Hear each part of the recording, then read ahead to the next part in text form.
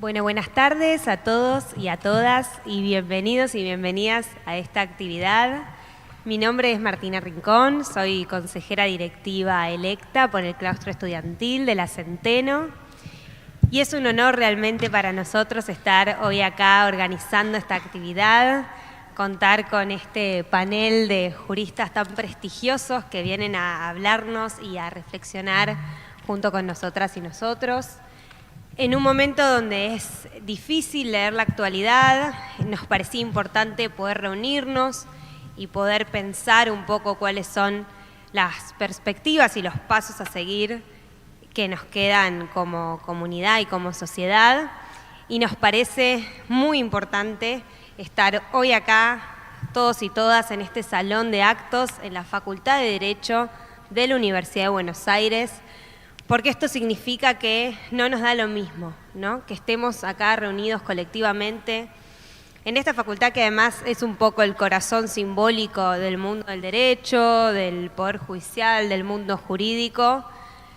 Mostrar que no nos da lo mismo lo que pase con nuestra democracia, que no nos da lo mismo lo que pasa cuando proscriben a la principal figura de la oposición, y por eso nos parece tan importante y agradecemos tanto la presencia de todas y todos ustedes.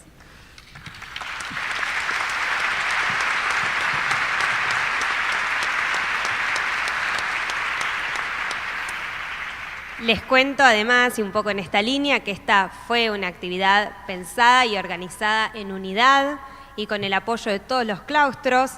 Así que a continuación les voy a mencionar a las agrupaciones estudiantiles que organizaron: la Centeno, como ya les dije, la Cámpora Derecho, la Mella, Nexo, Auge, Megafón, La Lealtad, y la organización también de las agrupaciones de graduados, el Frente de Abogados Populares y el Nuevo Espacio de Participación. Agradecer también el apoyo del PJ de la ciudad a esta actividad y destacar particularmente la presencia con la que contamos hoy de Juan Manuel Olmos, de Mariano Recalde, de Kelly Olmos, de Luis Dúa Castela, de Ana Salvatelli, de Nadia Espina, de Raúl Sánchez, de Pablo Cerdán, de Federico Paruolo, de Carlos Alberto Beraldi, de Maximiliano Rusconi, de Delfina Velázquez, de Mariana Gagliardi, de Rodrigo López Laje, de Andrés Eliseche del Centro de Estudios Chacabuco y la Defensoría del Pueblo, y de Mauro Riano del NEP Abogados. A continuación le paso la palabra a la compañera Michelle.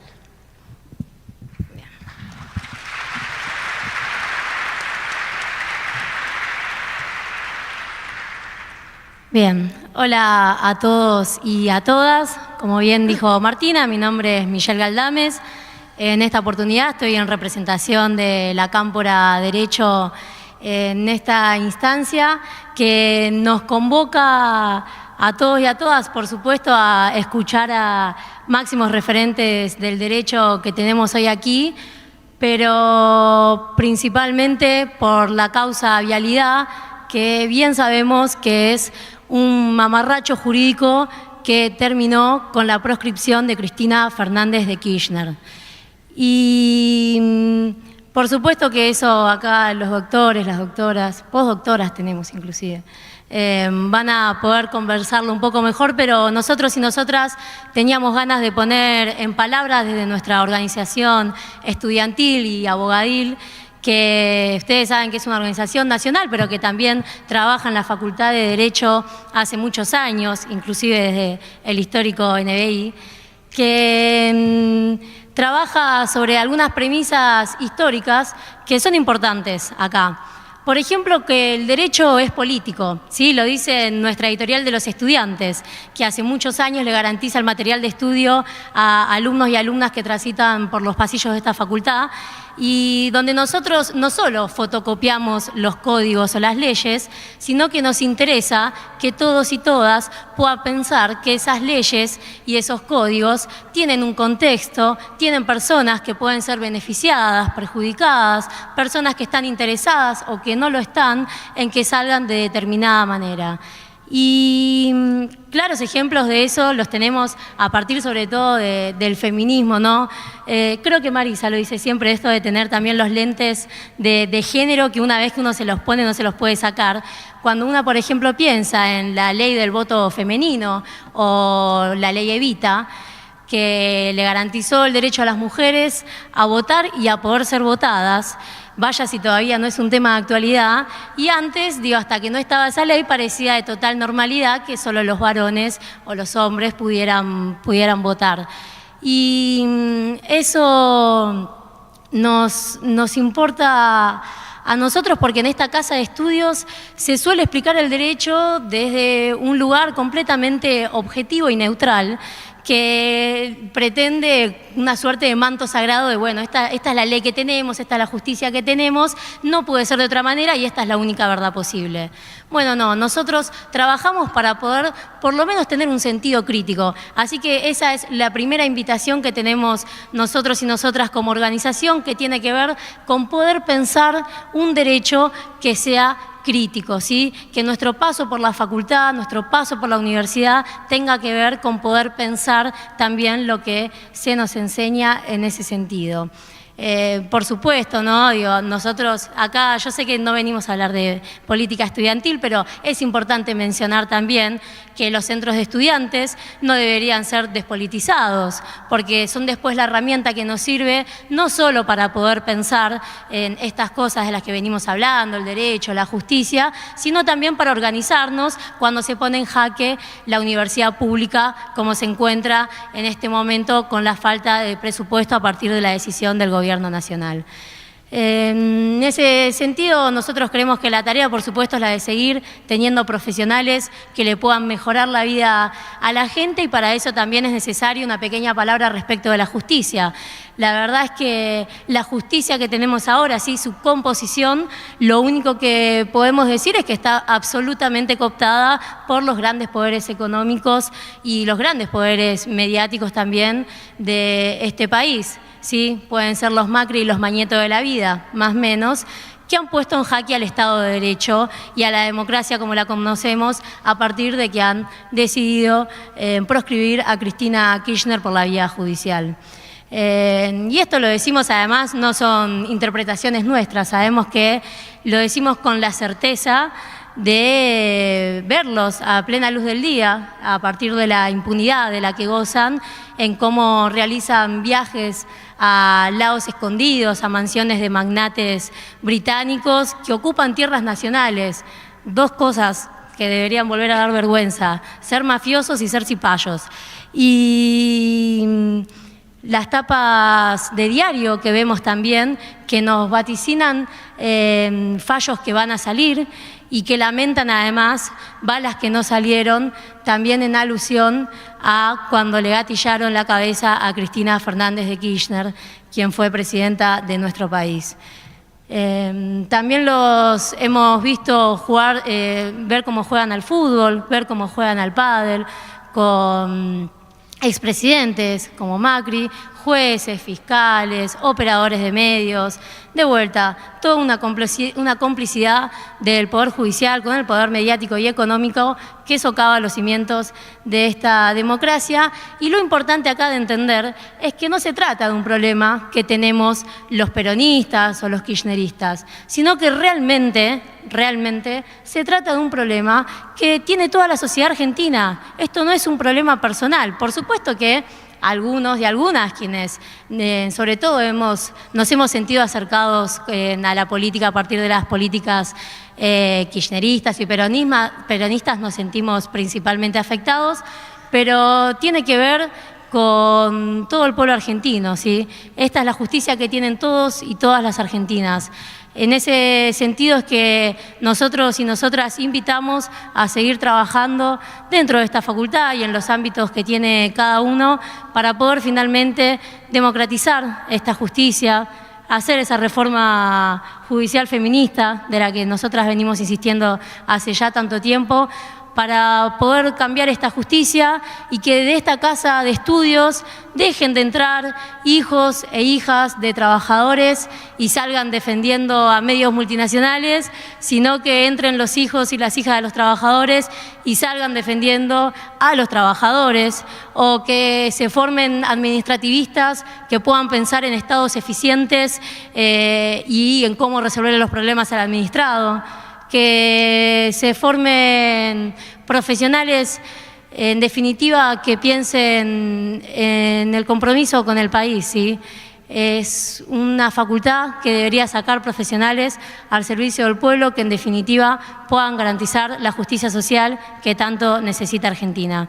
Así que muchas gracias nuevamente a todos y a todas por venir, y ahora le voy a pasar la palabra a Valeria Tuz, que es doctora en Derecho Penal por la Universidad de Buenos Aires, magíster en Derecho Internacional de los Derechos Humanos de la UBA y especialista en Derecho Penal también por la UBA.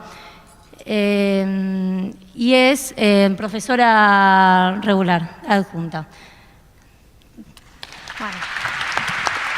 Buenas tardes a todos y todas. En primer lugar, me gustaría agradecer a las agrupaciones estudiantiles por la invitación a participar de este encuentro, ¿no?, que nos permite reflexionar colectivamente sobre el fallo de la Corte, pero también sobre la investigación judicial, sobre la proscripción que esta vía habilita, sobre el rol de la academia y también la afectación a la democracia. De la presentación que hizo la compañera, quizás la más importante, y por honestidad intelectual, tengo que decir que yo soy militante de derechos humanos y en ese marco también algunas de las reflexiones que voy a presentar tienen que ver con esta pertenencia. Me gustaría dividir mi intervención en tres dimensiones. La primera, sí, más normativa, vinculada al proceso penal. La segunda, con un abordaje en clave histórica. Y una tercera dimensión que trata de conversar sobre las tensiones entre democracia y neoliberalismo hoy. En lo que tiene que ver con la primera intervención, por supuesto hay muchos aspectos a analizar o explorar del fallo de la Corte, pero también de toda la investigación judicial. Entre otros, y en esto voy a reponer algunas de las preocupaciones que compartimos en un comunicado varios profesores y profesoras y docentes de las facultades de Derecho de las universidades nacionales, una primera dimensión que tiene que ver con la relación de la Corte con los medios de comunicación. La preocupación que nos genera cómo explicar que los medios de comunicación anunciaron unos días antes del dictado de la sentencia, precisando incluso la fecha, lo que da cuenta del vínculo que existe entre la Corte y los medios, por un lado, o algo peor, que la Corte se deja presionar por los medios. Ambas alternativas son dramáticas. Además de que vulnera los estándares reconocidos por la Corte Interamericana de Derechos Humanos en el precedente Herrera Ulloa del 2004, ¿no?, donde claramente se establece la materia de imparcialidad y de inocencia, es decir, el acusado no debe ser presentado como culpable ante la opinión pública antes de una condena firme. La segunda dimensión tiene que ver con la oportunidad en la que se dicta la sentencia, ¿no?, a pocos días de ratificar la expresidenta la candidatura a las próximas elecciones. El tercer aspecto tiene que ver con un supuesto defecto formal, ¿no?, la argumentación de un supuesto defecto formal en lugar de analizar la cuestión de fondo y cómo eso afecta el derecho de la ciudadanía a saber de los actos de gobierno. Y cuarto, el reconocimiento expreso de vínculos entre jueces y fiscales con funcionarios, incluso el expresidente, de un poder ejecutivo, de una fuerza política adversaria a la expresidenta de la Nación, para renglón seguido sostener que no hay prueba de imparcialidad sin fijar ningún tipo de estándar. Ya pensando en la investigación judicial, más allá de los vicios procedimentales que deberían haber anulado la sentencia en la etapa casatoria, voy a referirme exclusivamente y de modo sintético a déficits de logicidad en los modos de involucramiento y participación criminal que se le asigna a Cristina Kirchner, es decir, las construcciones teóricas de la dogmática penal que habilitan su imputación como autora del delito de administración fraudulenta. Como sabemos, es un tipo de delito especial que requiere que el autor, sea por disposición de la ley, de la autoridad o por un acto jurídico, tenga a su cargo, ¿no?, el manejo, la administración o el cuidado de los bienes e intereses ajenos. Y aquí empiezan los problemas, algo absolutamente evidente. Si uno quiere responsabilizar a alguien distinto de la Agencia Nacional de Vialidad, automáticamente se encuentra con el límite constitucional que impone el artículo 100, inciso 1, el cual deposita a la Administración General del país en manos del jefe de gabinete. De ello se sigue que el manejo no lo tiene la presidenta y entonces no puede ser autora. Eventualmente podría ser partícipe, pero eso requiere de una prueba específica en el sentido de que hizo un aporte indispensable para la comisión del delito. Como esa prueba no existe, entonces el tribunal de la sentencia lo que hace es apelar a una ficción aplicando la teoría de desviación del poder del derecho administrativo para forzar el dolo. Por supuesto que esto debilita la coherencia lógica de la condena. Si quienes tenían el control operativo debido, la ejecución territorial, la provincia, y la función de auditoría, los órganos técnicos, son absueltos o excluidos de la investigación, pero se responsabiliza a la autoridad política máxima sin pruebas directas de participación, obviamente la cadena de imputación se vuelve asimétrica y jurídicamente objetable. Para decirlo sencillo, se absuelve al funcionario con competencia directa sobre el área de obras públicas por falta de dolo, pero se condena a una autoridad más alejada en la cadena funcional, invocando una posición de garante institucional, cuando no ha tenido participación en la ejecución de los contratos ni en la aprobación de los certificados de obra. Son un chiste. Ustedes bien podrían preguntarme por qué del listado de irregularidades procesales y dogmáticas solamente me ocupo de la cuestión de la autoría y de la omisión. Y en este punto, y más allá de la sentencia, estamos desarrollando esta actividad en esta Facultad de Derecho. Y me gustaría aprovechar la ocasión para que podamos reflexionar también sobre los modos de enseñar y aprender el derecho penal en las facultades. Y ahí creo que más allá, que en este caso ni siquiera la categoría de autoría y participación fue bien trabajada por los operadores jurídicos, es momento de preguntarnos seriamente qué es lo que estamos enseñando en estas usinas ideológicas que son las universidades nacionales. O al menos es momento de cuestionarnos del rol prioritario en la currícula académica de todas las teorías normativistas que comportan pensar una sociedad fundada en la asignación de roles estratificados. Teorías presuntamente asépticas que piensan en una sociedad que no se encuentra atravesada ni por conflictos, ni por intereses, ni por especulaciones, ni por aporías. Algo que obviamente choca con aquello que vamos a definir como lo real. Teorías que resultan funcionales desde sus orígenes, tampoco estoy descubriendo la pólvora, a procesos de persecución y aniquilamiento de las disidencias ideológicas. Y hay una segunda dimensión que se va a encastrar con la anterior, que es analizar no ya la foto del fallo, sino más bien la película de persecución desplegada a Cristina Kirchner. Esto es abordar la perspectiva histórica. Y ahí me quiero detener brevemente. A quienes venimos trabajando lo que podemos llamar desde la epistemología, la criminología del genocidio y los crímenes perpetrados por la última dictadura cívico-militar en nuestro país, nos preguntan si este tiempo que vivimos se parece en torno a ciertas prácticas que comienzan a desplegarse al 76. Y a mí me gustaría decir que el genocidio es un proceso que empieza mucho antes de la experiencia de aniquilamiento y termina mucho después en los modos de narrar el exterminio, pero también en la experiencia genocida se juega en las nuevas violencias que se habilitan en el presente. Entonces lo que podemos decir es que no se puede pensar la condición de posibilidad del 76 sin abordar el 55. Y los modos de construcción de prácticas de persecución, en tanto hostigamiento legal y material que se desplegaron y que tienen efectos de continuidad en el presente. En este punto quiero agradecer a la Cátedra Libre de Derechos Humanos de la Facultad de Filosofía por permitirme acceder a una serie de documentos históricos, ¿no?, que fueron las investigaciones seguidas contra las dirigentes peronistas por estas comisiones investigadoras que fueron constituidas por la autodenominada Revolución Libertadora.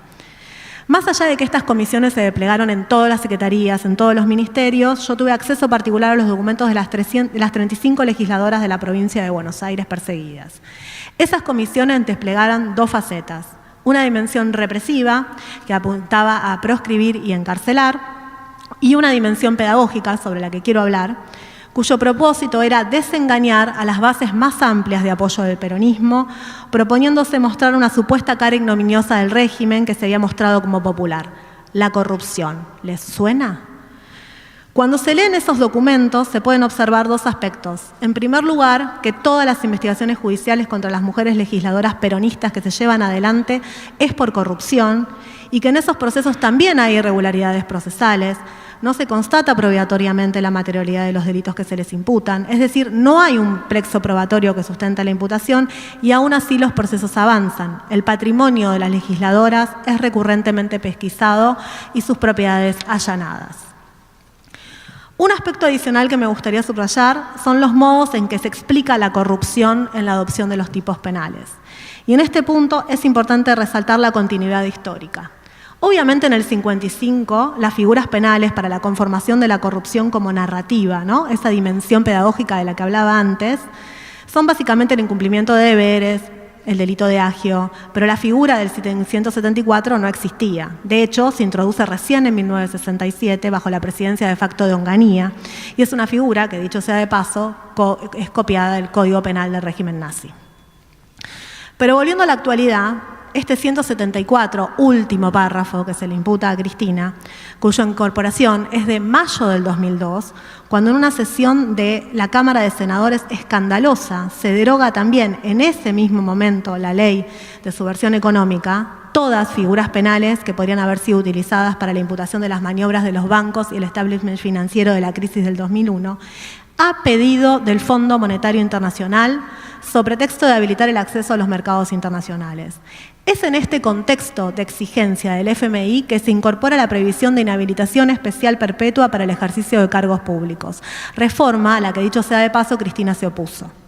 Y que, como sabemos, significa una pena infamante, una pena privativa del honor, fija y a perpetuidad, que remite al concepto romano de muerte civil y que como tal es inconstitucional por el principio de proporcionalidad de las penas y porque vulnera los derechos políticos contemplados en los artículos 23 de la Convención Americana de Derechos Humanos y 25 del Pacto de Derechos Civiles y Políticos. Y lo central: al igual que las comisiones del 55 que instalan un relato de la corrupción en el marco de un proceso de despenalización de los sectores populares, en la causa vialidad también se hace referencia a la existencia de un plan sistemático de corrupción. Pero paradójicamente no se lo condena por asociación ilícita en el marco de ese plan, lo que evidencia que se trata de una construcción de una narrativa a ser difundida en los medios de comunicación más que la demostración técnica de las imputaciones penales. Otro aspecto que me gustaría resaltar de las investigaciones del 55, Marisa, tenemos nuevo proyecto para pensar juntas, son los procesos de infantilización de las mujeres dirigentes. En la lectura de los expedientes de estas investigaciones se ve con claridad cómo es que la Libertadora no puede creer que ellas hayan redactado los discursos en el Congreso. De hecho, las preguntas tienen que ver con que esos discursos fueron confeccionados por el partido, es decir, los varones del partido, en una clara demostración de los procesos de subordinación de género y sesgo diferencial sobre las mujeres. Como ese proceso de infantilización no es posible con Cristina, entonces se recurre a una segunda estrategia diferencial. Parafraseando a Wendy Brown, se trata de un saqueo a casas, cuerpos y territorios. Es decir, el modo diferencial en que se ejerce la violencia política sobre mujeres en sus cuerpos como territorialidad no burguesa. Entonces la discusión sobre el balcón no parece tan descabellada. Sinceramente, si no fuera trágico, la discusión sobre si los metros del balcón integran la propiedad debería causarnos gracia. Pero también la imposición de la tobillera electrónica como intento de saqueo, de control de los cuerpos y de humillación. En algún sentido, es una vuelta a la etapa premoderna, en donde la dimensión de la espectacularidad del castigo y la imposición del sufrimiento sobre los cuerpos, es decir, la marca sobre los cuerpos y el suplicio del castigo frente a todos, no dista mucho del desplegado por la Inquisición. Por supuesto que toda forma de expresión de ritual judicial viene de la mano de una expresión del espectáculo y de una lógica política. Pero desde la Ilustración, desde la modernidad para acá, lo que se busca es justamente eso, revertir los sentidos de apropiación política de la espectacularidad como técnica de gobierno. Porque eso es lo que diferencia una forma de resolver conflictos con racionalidad política de la mera imposición de la violencia. Además de la clara violación al principio de igualdad material que conlleva, por ejemplo, que los 500 genocidas que gozan de prisión domiciliaria, solo 80 cuentan con tobillera, lo que por sí es un argumento potente. Pero también implica la posibilidad de violación del artículo 5 de la Convención Americana de Derechos Humanos, porque su imposición podría implicar un trato cruel, inhumano y degradante y constituir una forma de tortura psicológica, especialmente por su carácter simbólico y disciplinador sobre una figura política de alta representación popular. En todo caso, un recordatorio de que la pena debe respetar la dignidad de toda persona privada de libertad, sin humillaciones, sin agravios simbólicos ni excesos punitivos. Así que, Marisa, tenés razón, comparto 100% tu reflexión pública, la persiguen por ser mujer y peronista.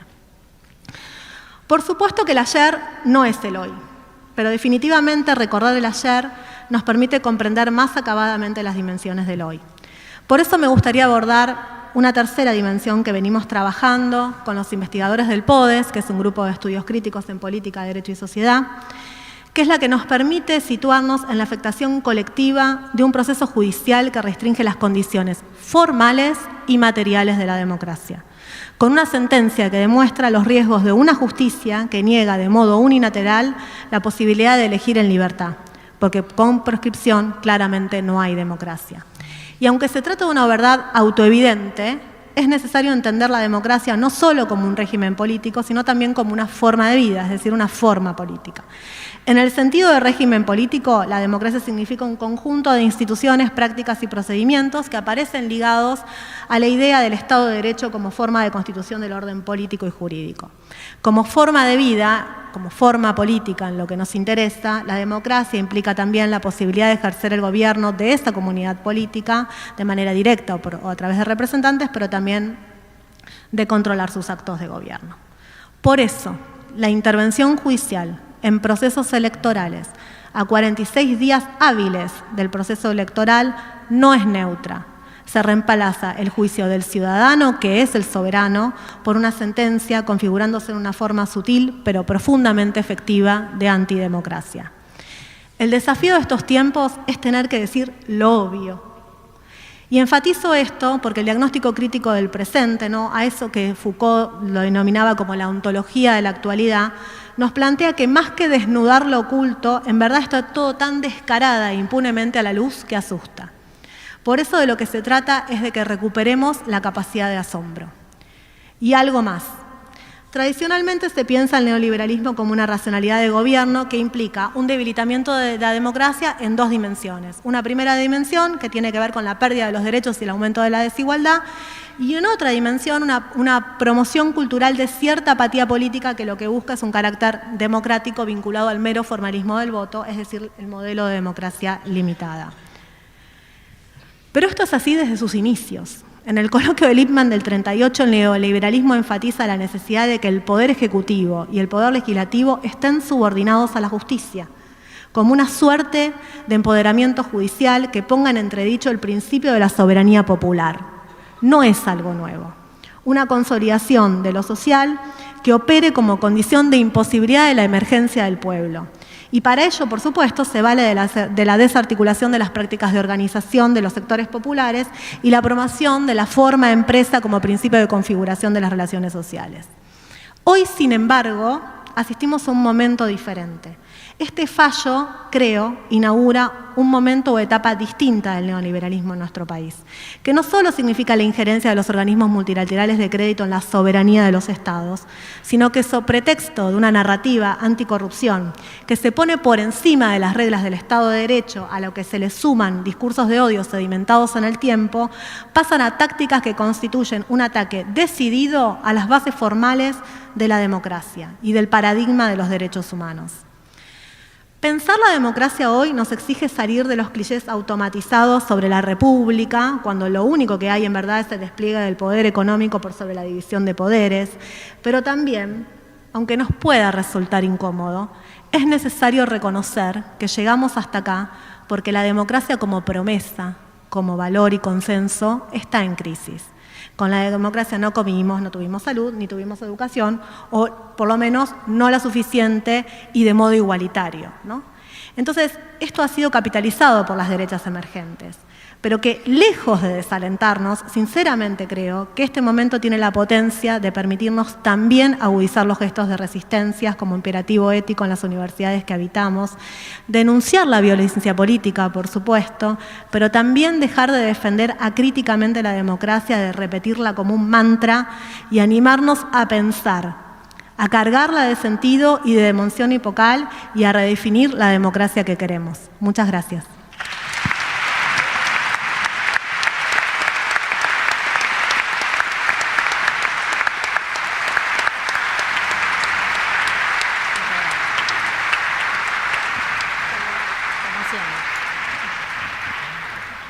Muchas gracias. Ahora le paso la palabra a Alejandro Alagia, que es doctor en Ciencias Penales, profesor titular del Derecho Penal y Procesal Penal de la Facultad de Derecho de la Universidad de Buenos Aires, fiscal general del Ministerio Público Fiscal y es consejero directivo en esta misma casa de estudios.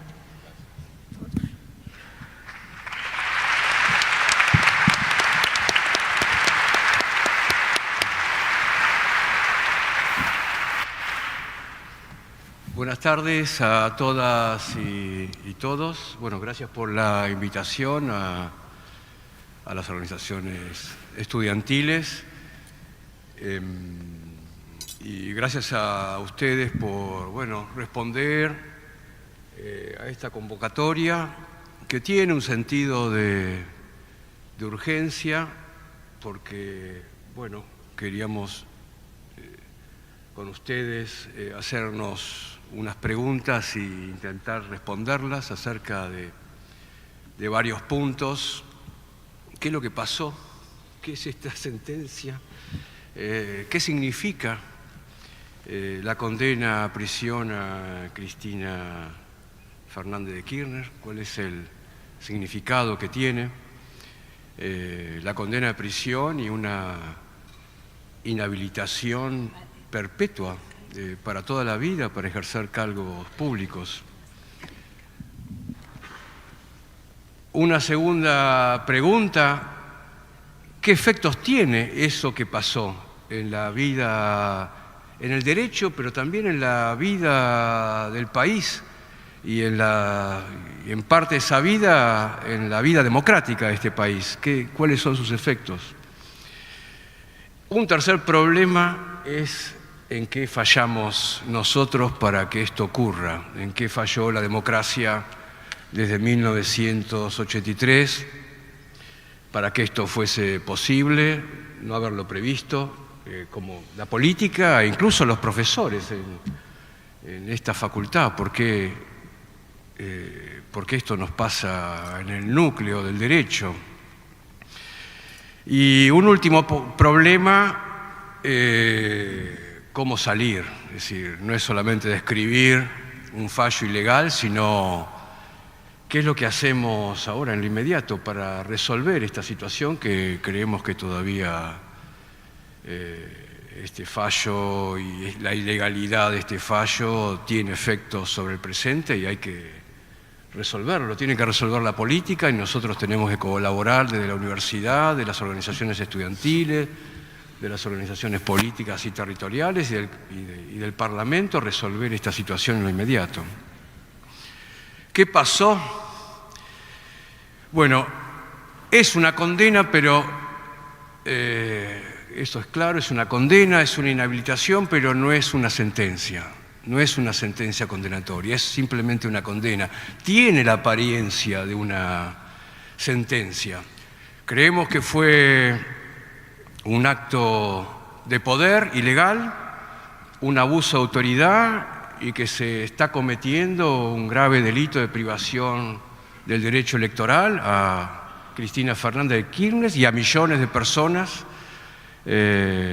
para las cuales representa Cristina Kirchner una identificación electoral.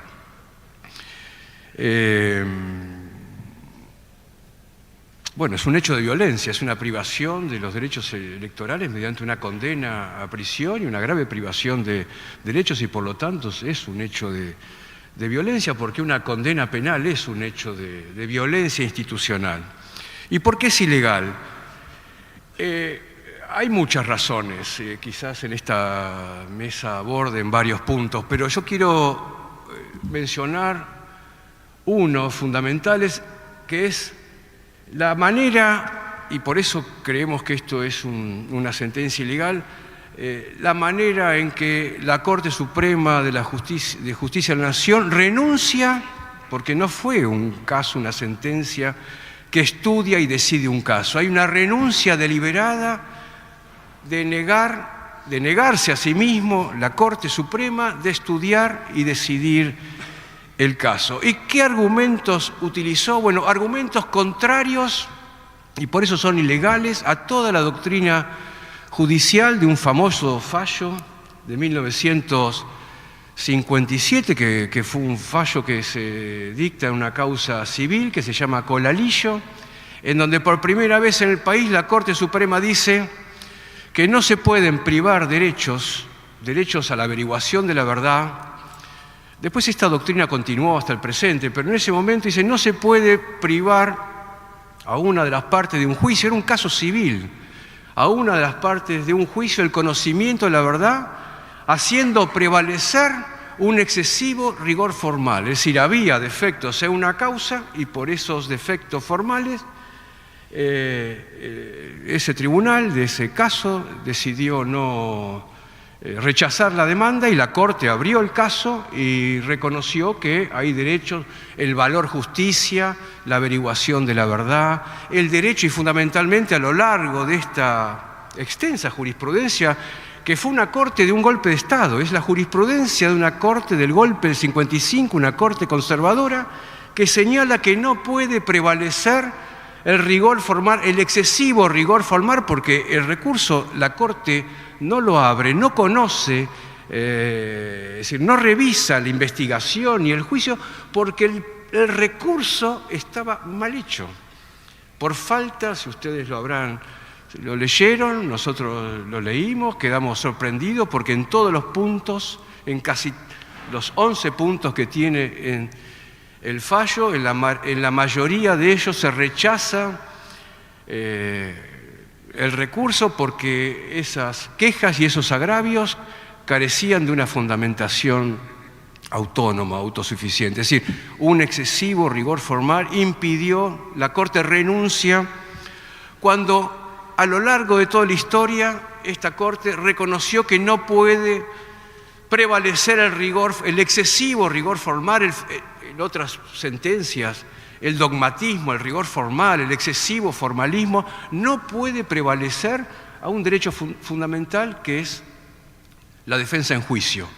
En un conjunto de casos, una pluralidad de casos, cuando esté en riesgo la libertad de las personas en causas penales, en causas previsionales, en causas de infancias, en delitos, en el sistema previsional, hay un conjunto de problemáticas en donde la Corte tiene una jurisprudencia que no ha cambiado, no ha variado, salvo en este caso, en donde siempre debe prevalecer, estudiar, abrir un recurso, conocer el contenido de un recurso y decidirlo y no rechazarlo por esta idea del excesivo rigor formal. Por supuesto, creemos que esto es lo que, sin entrar a considerar el caso, esto simplemente leyendo el fallo, el rechazo del recurso, podemos advertir que hay una renuncia, una aplicación ilegal de esa doctrina judicial por la cual la Corte renuncia a conocer el caso. Hoy me hicieron acordar, y es verdad, que en esta mesa hubiese sido hermoso que esté un profesor, Julio Mayer, que era algo era un tema para él porque era el mejor.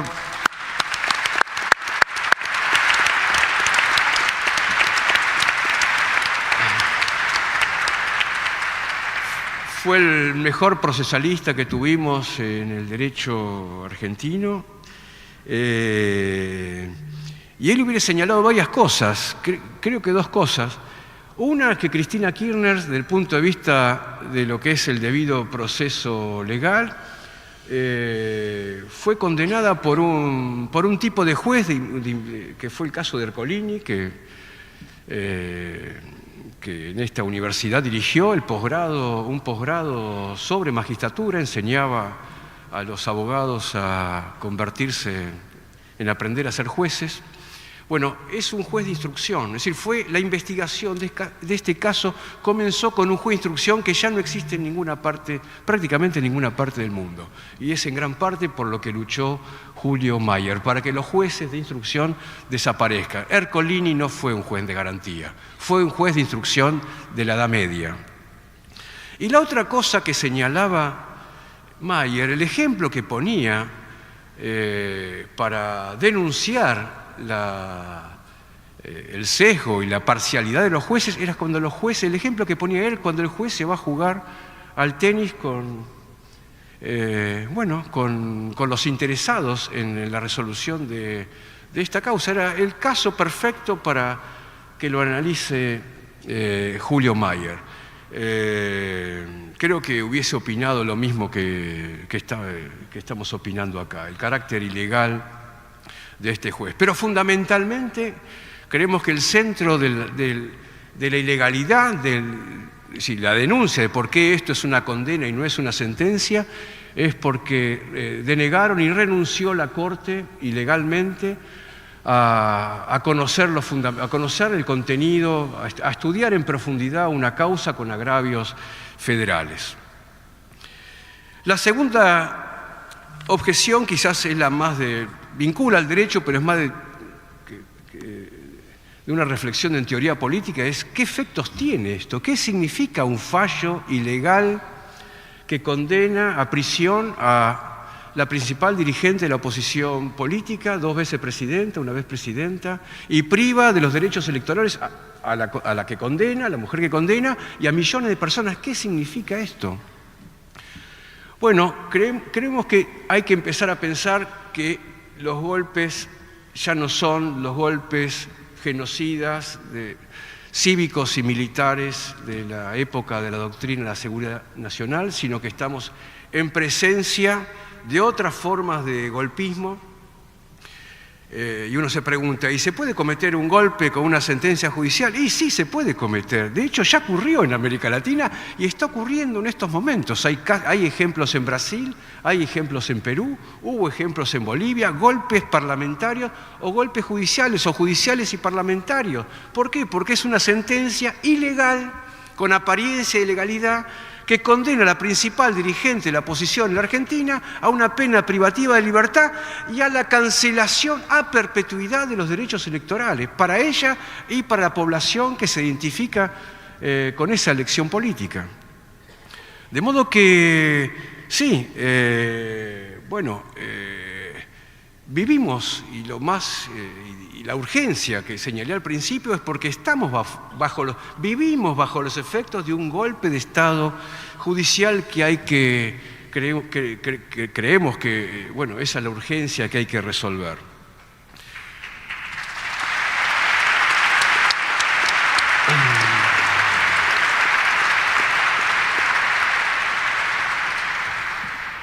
¿Por qué ocurrió algo así? ¿Por qué ocurrió en la Argentina, después de 40 años de democracia, un golpe de Estado judicial?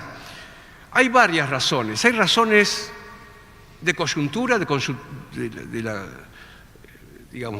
razones más inmediatas que están vinculadas con una degradación moral y profesional de la Corte de la última década, de la composición, la configuración de la Corte. Probablemente esta degradación y caída en picada a esta situación de amoralidad tenga que ver con que comenzamos a asistir y gobierna el Poder Judicial, la cabeza, con jueces que aceptaron ser ministros de la Corte Suprema con procedimientos inconstitucionales nombrados por decreto, que esta Corte hizo jurar a uno de sus miembros en una situación irregular. Es decir, creemos que eso es un punto ya de quiebre en la situación de desastre. En uno de los 3 gobiernos, de una de las 3 partes del gobierno judicial, creemos que ha llegado a una situación inaceptable que es un punto central para pensar y resolver en lo inmediato. Por supuesto, hay razones más estructurales para las cuales hay que pensar una reforma constitucional. México, con los problemas del genocidio y desaparición de personas, ha pensado una solución. Lo cierto es que no podemos seguir con el modelo norteamericano que copiamos de una oligarquía y aristocracia judicial vitalicia. Eso ya no puede haber más en democracia, eso ya no puede existir. Hay que pensar si una corte con esas características, ese modelo oligárquico, vitalicio contra mayoritario, porque el modelo que copiamos, el norteamericano, se pensó una corte de esas características, que es la Argentina, para controlar los excesos de la democracia. Eso es explícito, está escrito en el Federalista, es decir, no hay nada que discutir. Tenemos que pensar una nueva constitución como un desafío ya para el futuro, una urgencia, digamos, ya a mediano plazo. Es decir, tenemos una corte con esa característica que tiene el poder derogatorio de leyes del Congreso de la Nación. Eso también hay que revisar y pensar. Es decir, no solamente la Corte Suprema, sino también ese poder derogatorio lo tiene cualquier juez federal, y eso lo padecimos hace unas décadas con la ley de medios, la ley que intentaba regular los monopolios de empresas mediáticas. Y por supuesto hay otros problemas estructurales, los tribunales inferiores, no es toda la justicia federal. Comodoro Pi es un caso especial, ustedes simplemente tienen que prestar atención que la reforma que, bueno, suprime el juez, si la reforma hubiese empezado en Buenos Aires, hubiese sido una reforma para todo el país del proceso penal, no hubiese existido un juez como Ercolini para investigar esta causa, no hubiese existido un juez de instrucción, hubiese contado con más garantías, e incluso con garantías del jurado, que es otra deuda que tiene el país. Cristina Kirchner no hubiese sido condenada seguramente con un jurado para la acusación o un jurado de juicio. Es decir, hay muchos problemas que hay que afrontar. Gran parte de esos problemas implica una reforma constitucional. Pero creemos que tenemos que salir de esta urgencia con otras medidas, con otros proyectos de ley inmediatos que podemos hacer. Incluso antes también son los profesores que tienen que hacer una reflexión, porque en todo este tiempo pensó más en la teoría del derecho y menos en la organización judicial, o cómo es la organización judicial, o en el derecho, el propio derecho procesal, sin darnos cuenta que con el derecho procesal se gobierna. Había un famoso profesor que decía que el derecho penal no le toca un pelo a los acusados, y es verdad, efectivamente, es cómo se organizan los tribunales, si son más democráticos o menos democráticos, lo que hace al desarrollo de un país o al bienestar de un país. ¿Cómo se sale de esta situación? Creemos que en la discusión describir la cantidad de irregularidades que pueden observarse es algo que se debe hacer, pero también tenemos que pensar en lo inmediato, en un proyecto de ley, en una ley de reforma de la Corte legal, que eso podemos hacer, ampliar la Corte, hacer una Corte federal y que tenga como primer misión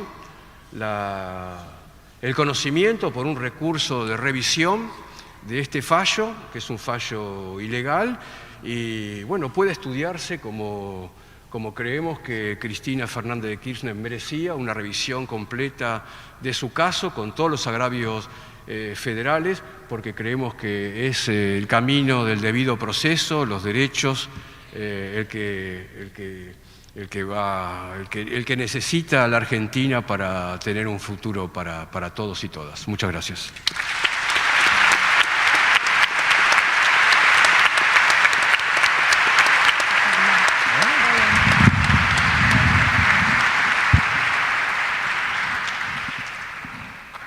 Bien, muchas gracias. Seguimos ahora con Marisa Herrera, que es doctora en Derecho por la Facultad de Derecho de la Universidad de Buenos Aires, especialista en Derecho de Familia, profesora titular de Derecho de Familia y Sucesiones en la Facultad de Derecho de la Universidad Nacional de Avellaneda y profesora adjunta de Derecho de Familia y Sucesiones en la Facultad de Derecho de la Universidad de Buenos Aires. Gracias. Bueno, hola, ¿cómo están? La verdad que es un placer enorme estar acá viendo esta gente, tanta cantidad de gente que hay en este salón de actos, que es el salón más importante que tiene esta facultad, una facultad compleja, pero que por lo menos la obligamos a que se anime a mirar la realidad de cara a esta complejidad que estamos viviendo. Digamos, quienes me conocen saben que no suelo jamás leer. Y tampoco suelo estar sentada, pero me parece que esta vez no me queda otra que justamente voy a leer para que poder aclarar algunas ideas. Quienes me conocen entonces saben que no suelo leer, pero esta vez la gravedad y ferocidad institucional que encierra la causa vialidad me obligó a ordenar ciertas ideas para compartir en este panel con grandes profesoras y profesoras de Derecho que no se callan ni se someten en cumplimiento del verdadero ideario de libertad académica. Como punto de partida me pregunto, ¿qué hago yo acá? ¿Qué hace una civilista sui generis? Porque les puedo asegurar que no soy muy tradicional. en un panel dedicado a analizar un proceso penal como se muestra en la causa que nos convoca. Es que justamente no se trata de un proceso penal, sino de una herramienta política de persecución y proscripción. Como bien se ha dicho, todo tiene que ver con todo. Y acá hay algo clave fundamental. Pretender leer el caso Vialidad como un proceso judicial por corrupción sería caer en esa mirada tradicional, cerrada y superficial que nos quieren hacer creer y que seguramente es la que prima las facultades de Derecho, subestimando nuestro intelecto como académicos comprometidos en serio con la defensa de la democracia y el Estado de Derecho. Es que Vialidad no es un proceso judicial con todas las garantías y derechos como dicen los manuales y se enseña en las facultades, sino una causa política y en esta lógica Cristina es sin duda inocente. Esto es lo que pasa cuando la justicia juega en la política. Es que para ser declarada culpable en un proceso penal, tal como lo exige la ley, se deben cumplir varios principios partiéndose de uno fundamental como lo es el de inocencia, seguido de otros como el no bis in idem y el de imparcialidad o apariencia de imparcialidad, por citar los más básicos y centrales, todos los que han sido sistemáticamente violados a lo largo del proceso, precisamente porque fue un proceso político y no jurídico judicial. Sin entrar a indagar sobre ciertas perlitas, como el informe técnico elaborado por el ex integrante de la Corte Suprema y hasta hace unos pocos meses Procurador del Tesoro, Barra, quien concluye, entre otras cuestiones, que la Dirección Nacional de Vialidad es autónoma y sujeta a controles del Ministerio de Economía, pero no recibe instrucciones directas del presidente, y que no hay responsabilidad penal objetiva del presidente por el decreto, ni posibles delitos relacionados con contratos u obras.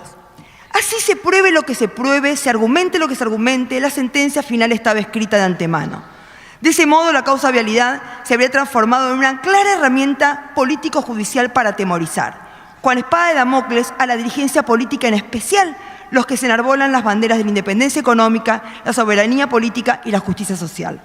Sabiendo que todo aquel que lleva adelante obra pública, no importa si participó, si firmó, lo cierto es que lleva sobre sus espaldas la presunción de culpabilidad. Por eso está claro que la causa Vialidad es un instrumento político, no un proceso judicial. Tras esta afirmación, el interrogante clave que se deriva es ¿por qué ella? ¿Por qué contra ella? Y acá, como feminista popular, o con mayor precisión, como orgullosamente nacional, popular, democrática y feminista, no se las puedo dejar pasar ni perdonar, porque es mujer, y no cualquier mujer víctima de violencia de género que ante una justicia que no le escucha desiste de la denuncia y descree en silencio de un sistema que suele ser hostil con las personas vulnerables, sino una mujer peronista, en mayúscula, que se animó a mover el statu quo y a desenmascarar a los verdaderos dueños del poder real, desestabilizándolos en sus egos misóginos y de machos alfa. Y lo hizo a través de una gran cantidad de decisiones políticas que le ha transformado la vida a tantísimas personas que no existían o estaban invisibilizadas por el derecho, a quienes se animó a mirarlas de frente, reconocerlas como tal, abrazarlas en sus identidades en plural. Aquí la ley tuvo un rol protagónico, no para perseguir, prohibir, derogar, cerrar, como los tantos decretos a los que nos estamos acostumbrando, naturalizando en la actualidad, en el que el derecho penal volvió a la centralidad de la escena pública, sino todo lo contrario, ampliando derechos y no por casualidad, después de 144 años se sancionó un nuevo Código Civil y Comercial en el que comienza sus dos primeros artículos imponiendo el diálogo constante y sonante con los derechos humanos, demostrando que en un país en serio, en el que el orgullo era bandera, es aquel que genera más derecho civil civilizado y menos derecho penal de la barbarie. En palabras de la gran filósofa feminista Angela Davis, ya no acepto las cosas que no puedo cambiar, estoy cambiando las cosas que no puedo aceptar. Se trata en definitiva de reconvertir las injusticias y desigualdades sociales en derechos y dignidad. Para esto hay que distribuir y tocar privilegios, y esto genera mucho amor, pero también muchísimos odios. ¿El caso Vialidad es la gota que rebalsó el vaso? ¿Es tocar fondo sobre un modo más sofisticado de exterminar al enemigo, en este caso enemiga? Sin duda, el caso que hoy nos convoca constituye un quiebre institucional, pero por sobre todo una ruptura del tejido democrático y de las propias reglas de la política, no solo por las consecuencias directas e inmediatas de proscribir a la lideresa más importante de la oposición, sino por el adoctrinamiento que encierra, lo cual demuestra a las claras la letalidad de esta verdadera arma que no se escribe en el registro de la ANMAC, pero que tiene consecuencias democráticas muchísimo más gravosas. Dimensionar esto es un paso fundamental. Como se dijo en algún medio por estos días, la Corte puso en escena que todo gobierno es un poder provisorio. Un claro sometimiento a un suprapoder cuasi vitalicio que no rinde cuentas y que se vanagloria de que sus integrantes sean llamados supremos y que habiten en un palacio. ¿En serio vamos a seguir enseñando acá en las facultades de Derecho de manera escéptica y boba que la Corte es el vértice de uno de los poderes del Estado, como si tuvieran igualdad con los otros dos poderes, el Ejecutivo y el Legislativo?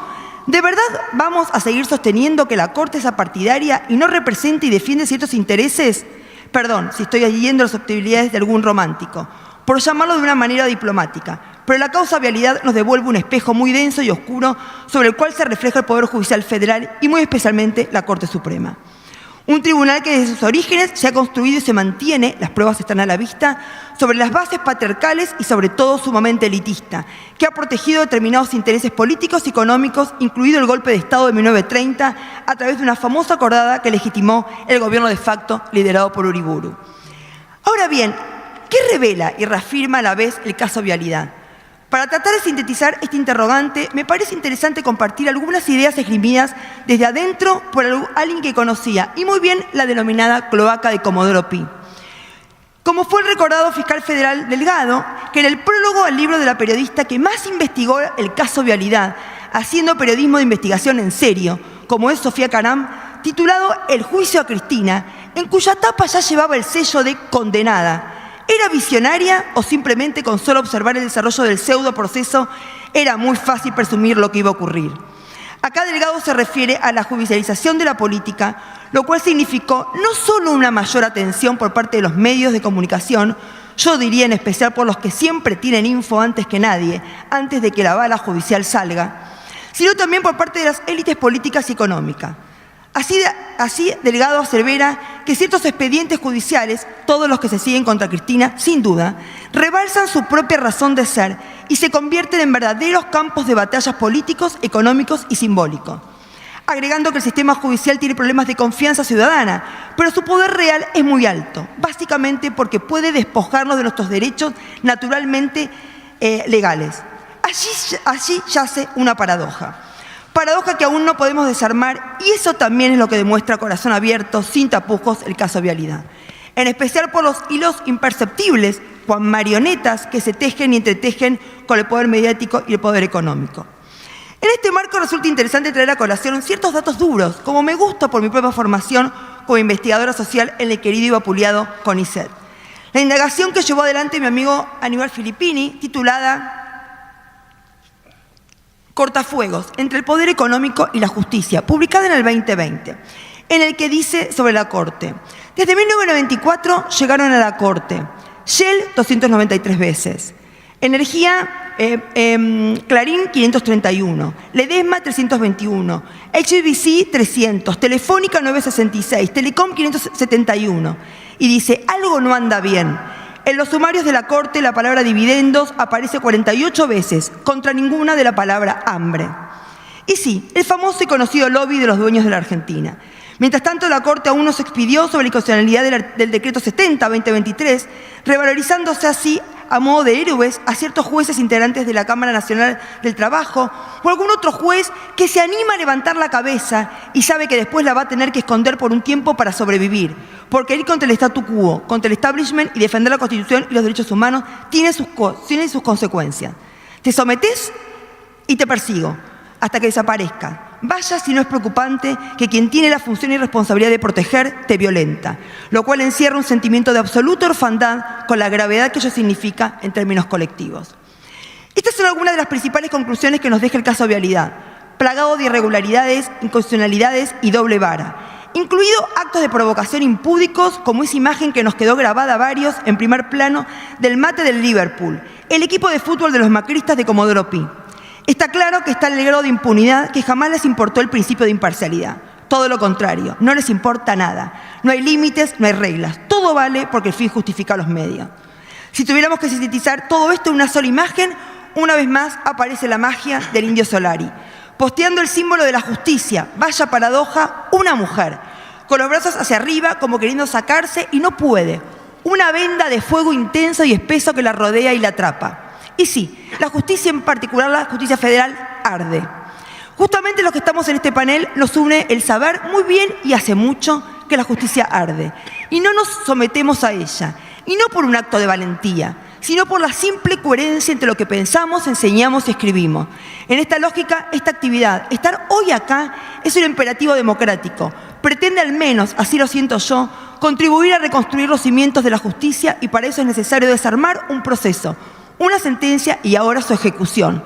No como actos procesales, sino como verdaderos actos políticos de persecución y proscripción con ensañamiento, que se extiende a otros condenados, como lo está padeciendo hoy, en este momento, Nelson Periotti, que el 3 de julio cumple 80 años y tiene problemas de salud. Ya lo explicitó un sarcástico periodista del diario Perfil hace pocos días, al decir que CFK no padece el angustiante clic de una cárcel común, cuando se cierran las puertas metálicas, pero que deberá atravesar podas elementales a la libertad que quiebran a cualquier ser humano.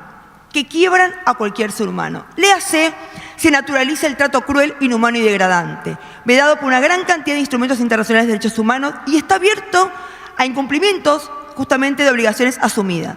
Se puede hacer porque precisamente no se trata de un proceso judicial, sino de persecución política. Y es en esta lógica perversa, rayando lo psicodélico, que se habilita el debate acerca de la posibilidad o no de salir al balcón. Estuvimos todos debatiendo si se podía o no salir al balcón. O el uso de la tobillera, que tanto se necesita para casos reales de violencia de género, pero se lo prefiere reservar para el show mediático, para un caso real de violencia política, al intentar quebrarla en su feminidad. Por eso, la idea de colocar plantas en el balcón y las flores como tobillera constituyen una muestra elocuente de que el amor vence al odio. ¿Quién está del lado del amor y quién es del lado del odio en esta historia? La respuesta es muy obvia. En suma, soy hija de los pañuelos blancos y madre de los pañuelos verdes, con todas las conquistas, luchas, complejidades y tensiones que encierra este gran símbolo en sus versiones y colores. ¿Cómo no defender la inocencia de Cristina por parte de una profesora de Derecho formada al calor de estos valores, quien juró hace ya varios años en este mismo salón y ante esta misma también mesa, llevando la bandera argentina a cuestas, en respetar y hacer respetar la Constitución Nacional y las instituciones democráticas y republicanas, y ejercer la profesión sirviendo la dignidad de la persona y los derechos humanos? Esto no es justicia, esto es crueldad. Lamentablemente muy a tono con el clima de época. ¿Cómo salimos de este pozo cada vez más profundo y oscuro? Reconvirtiendo la desazón, la bronca y la impotencia en acción. Por eso celebro esta actividad en esta Facultad de Derecho, en mi casa, porque como bien se ha dicho, con esa sabiduría propia de los grandes, de una grande, hoy es el momento de demostrar que vamos a defender la democracia con las mismas herramientas con las que construimos. Sin violencia, pero con coraje, sin miedo, pero con absoluta claridad del momento histórico que estamos atravesando todos los argentinos y argentinas. Sin duda es por acá y acá estamos. Muchas gracias.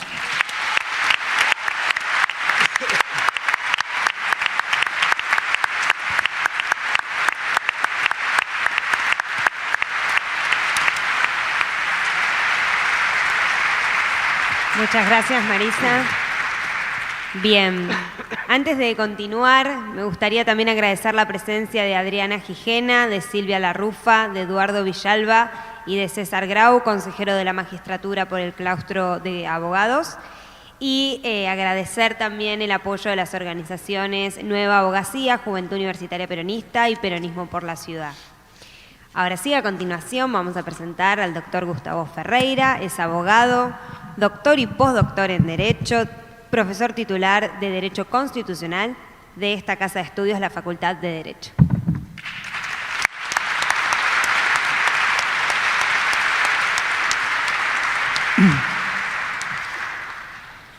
Autoridades, colegas, ciudadanos, muy buenas tardes. En primer lugar, mi agradecimiento y reconocimiento a las agrupaciones estudiantiles que han tenido la generosidad de invitarme para compartir con ustedes estas pequeñas ideas. Le pido al auditorio paciencia, porque quizá lo más importante, si hay algo importante que voy a decir, va a estar al final, así que vamos a llevar un recorrido hasta las palabras finales. Hace exactamente 26 meses estábamos reunidos aquí, a menos de 50 metros, en el aula magna, con motivo del dictado de un acto por el Tribunal Oral Criminal, por el cual se había condenado por mayoría a la pena de 6 años de prisión e inhabilitación especial perpetua a Cristina Fernández de Kirchner y otras personas. En esa ocasión dijimos por lo menos dos cosas. La primera es que estábamos en presencia de una sentencia arbitraria, y la segunda, la que vuelvo a repetir, la importancia que tiene que estemos todos reunidos aquí para hablar de lo que se trata una sentencia arbitraria. Todo aquello que es contrario a la arbitrariedad es la razón, y la razón son las constituciones y el derecho. Nuestra Constitución debe ser una lengua de la razón. Por lo tanto, una ley arbitraria, una sentencia arbitraria o un reglamento arbitrario es todo aquello que es contrario y que impide una coexistencia comunitaria. Eso fue lo que dijimos. Y además se dijo en esa mesa que estábamos en presencia de la construcción de una sentencia arbitraria. Y además habíamos puntualizado, porque esta es nuestra facultad, lo que significaba una sentencia arbitraria, que es una construcción de casualidad que hizo la Corte en 1909 y que se ha asentado a lo largo del tiempo y que en la actualidad hace que el 85 o el 90%, Raúl lo va a decir mejor que yo seguramente, el 85 o el 90% de las causas que llegan a la Corte Suprema de Justicia son por arbitrariedad de sentencia. Estábamos en presencia de una sentencia arbitraria y le avisábamos a la Cámara de Casación, señores jueces de la Cámara de Casación, miren que acá hay una sentencia arbitraria. ¿Por qué? Porque no ha considerado la prueba existente, porque ha denegado la producción de prueba decisiva para solucionar el litigio y porque además aplica una solución que no es la solución del derecho en vigor. Por esa razón es una sentencia arbitraria y debe ser descalificada. La defensa, ¿qué hace? Interpone un recurso de casación de 340 páginas y la Cámara de Casación, que se encuentra en un lugar de retiro, obviamente no consideró ninguna de esas posibilidades y confirmó la sentencia que había dictado por mayoría el Tribunal Oral Criminal. La causa llega con toda velocidad a la Corte Suprema de Justicia y la Corte Suprema de Justicia en 70 días, creo que son 69 noches y 70 días, resuelve una causa que tiene, creo, según entiendo, más de 60 cuerpos y más de 200 cajas para examinar. Claro, hay una cuestión muy importante. Acá se mencionó, y se mencionó muy bien, que uno de los espejos de nuestra Corte Suprema es la Corte Suprema de los Estados Unidos, que el año pasado, hace 11 meses, resolvió una causa vinculada con la responsabilidad penal de los presidentes de la República. Y en esa causa, la causa se llama Trump, la Corte Suprema de los Estados Unidos, por 6-3, decidió que había inmunidad absoluta para los presidentes de la República y la minoría le dijo, mirá, si decidimos eso, vamos a colocar a un presidente por encima de la Constitución. Claro, en nuestra Corte Suprema no puede haber minoría, no puede existir una minoría, porque el número de jueces que se necesita para dictar una sentencia son 3, y como 3 son los jueces de la Corte, siempre fue muy malo en matemáticas y es imposible que se pueda dictar una sentencia donde haya una minoría que se escuche otra voz. Así llega esta causa a la Corte, donde había sido denunciada desde varios lugares, pero también con un ejercicio jurídico y democrático que habíamos realizado con nuestro grano de arena, con varios oradores, con varios expositores, aquí en el aula magna. El fallo de la Corte es obligatorio para las partes y tiene que ser cumplido, como muy bien se dijo acá. Es un fallo, pero toda esa sentencia arbitraria, una sentencia que es arbitraria es aquella que adolece de vicios manifiestos, repito, de vicios manifiestos que le impiden la posibilidad de existir como un acto jurisdiccional válido. Es decir, una sentencia arbitraria es un acto nulo. Un acto nulo es un acto existente. Claro, Cristina está presa, tiene que cumplir el fallo. Esa autoridad del fallo es para las partes, pero no para nosotros, que estamos acá para compartir reflexiones en contra de este fallo. ¿Y qué es lo que ha significado este fallo? ¿Cómo se llega a este fallo? A este fallo se llega por intermedio de la violación de varios principios constitucionales. No es sencillo. Ciertamente, la resolución final es una causa de derecho, son consecuencias de derecho penal.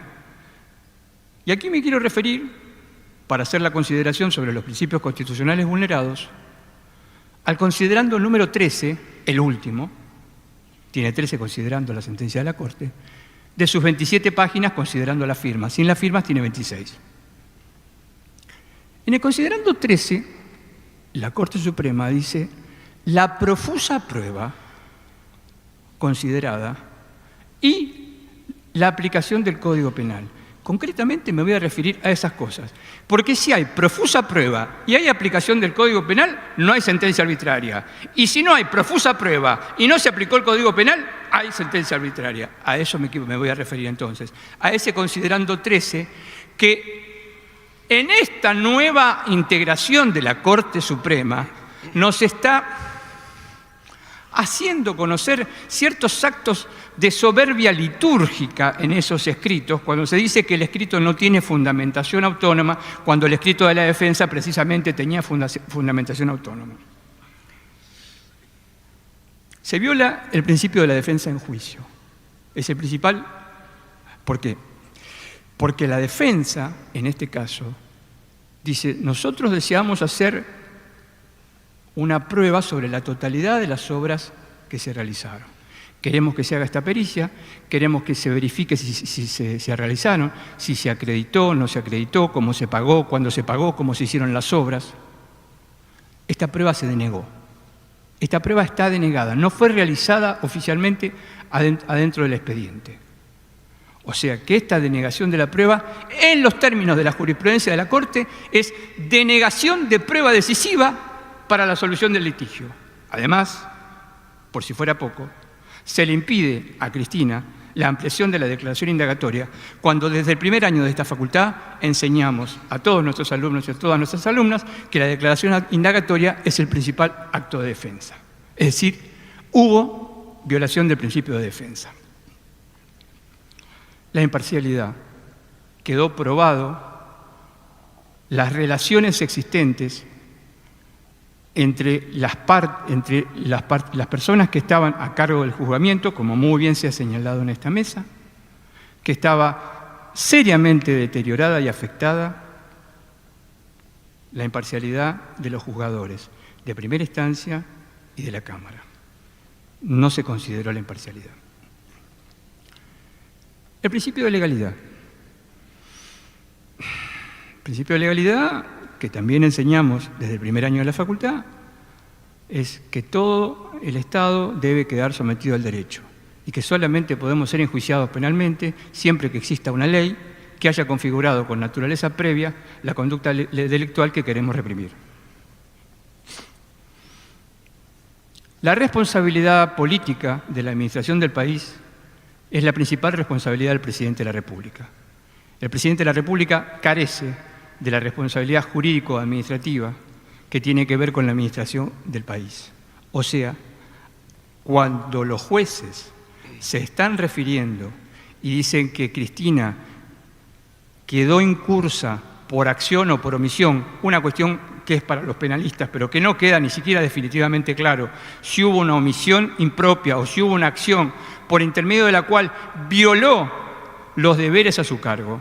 En realidad, estos deberes estaban a cargo de los jefes de gabinete, que todos sabemos que ninguno de los jefes de gabinete, ninguno fue procesado. No estoy pidiendo el procesamiento de ellos, pero solamente fueron escuchados. Es más, varios jefes de gabinete fueron a declarar y dijeron: la responsabilidad respecto de los procesos licitatorios y la ejecución presupuestaria es responsabilidad del jefe de gabinete. Solamente hay que leer la Constitución para esto, no hay que hacer una cuestión mágica. Estoy diciendo, no es porque lo dice el jefe de gabinete.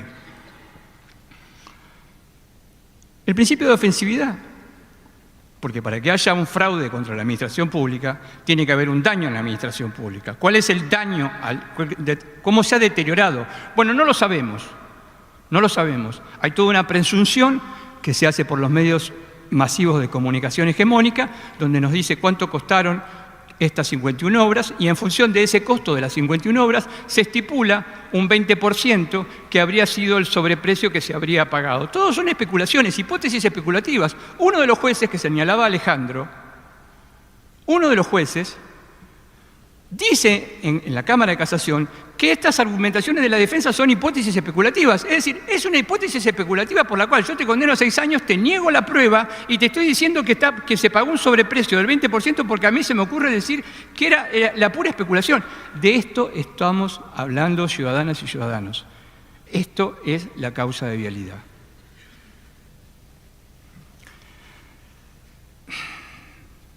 Varias noches conversamos con Julio Mayer sobre este tema, con Raúl y con Julio Mayer. Y Julio siempre me corregía consistentemente, a punto tal que sigo cometiendo el mismo error. Y me decía, mira, Gustavo, no es que seas inocente, sino que es un estado de inocencia. No digas principio de inocencia, sino que decís estado de inocencia. Y ese estado de inocencia significa que es el Estado el que responsablemente tiene que acusarte, acumular la prueba y llevarte eventualmente una condena. Ese estado de inocencia del que nos habla Mayer en su obra y que, como muy bien replica, probablemente una de las primeras manifestaciones es la Declaración de los Derechos del Hombre y del Ciudadano de 1789, fue completamente vulnerado. Este estado de inocencia no se arranca en este proceso como un estado de inocencia, se arranca como un estado de culpabilidad. Es decir, la persona a la que se va a juzgar es culpable. Y todo lo que haga la defensa solamente será para que nosotros lleguemos a ese juicio final donde ya no es la construcción de una sentencia arbitraria, sino que es la consolidación de una sentencia arbitraria, porque estamos en presencia precisamente de esto, de una sentencia arbitraria consolidada. No hay ofensividad, no hay lesividad, se violó el principio de legalidad, la conducta de Cristina no encaja en el tipo penal que están indicando los juzgadores, se violó el principio de imparcialidad. Entonces uno se pregunta, ¿se violó la defensa en juicio? Y la pregunta es, ¿cómo se puede llegar con tantas violaciones a una sentencia o a una condena que en definitiva aparece en un fallo? Yo en algún momento, la primera reflexión que había hecho, lo llamaba acto a esto, porque no tenía otra palabra. Alejandro hoy se refirió a una condena, lo hizo muy bien, pero claro, en una cuestión vocabulario, tenemos que llamarlo de alguna manera, es un ente que anda dando vuelta por el mundo y lo tenemos que llamar sentencia. Es una sentencia arbitraria, no es otra cosa.